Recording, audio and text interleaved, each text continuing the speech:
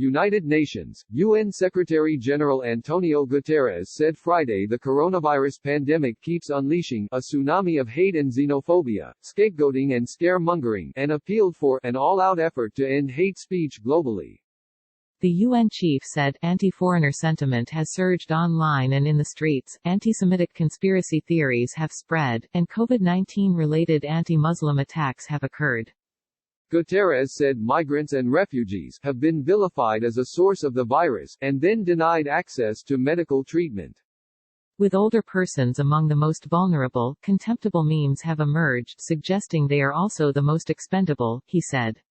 And journalists, whistleblowers, health professionals, aid workers and human rights defenders are being targeted simply for doing their jobs. Guterres called on political leaders to show solidarity with all people, on educational institutions to focus on digital literacy at a time when extremists are seeking to prey on captive and potentially despairing audiences.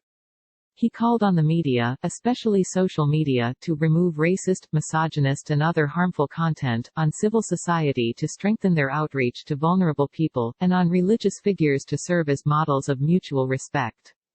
And I ask everyone, everywhere, to stand up against hate, treat each other with dignity and take every opportunity to spread kindness, Guterres said. The Secretary-General stressed that COVID-19 does not care who we are, where we live, what we believe or about any other distinction.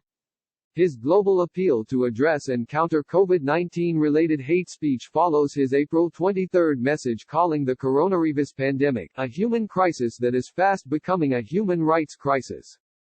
Guterres said then that the pandemic has seen disproportionate effects on certain communities, the rise of hate speech, the targeting of vulnerable groups, and the risks of heavy-handed security responses undermining the health response.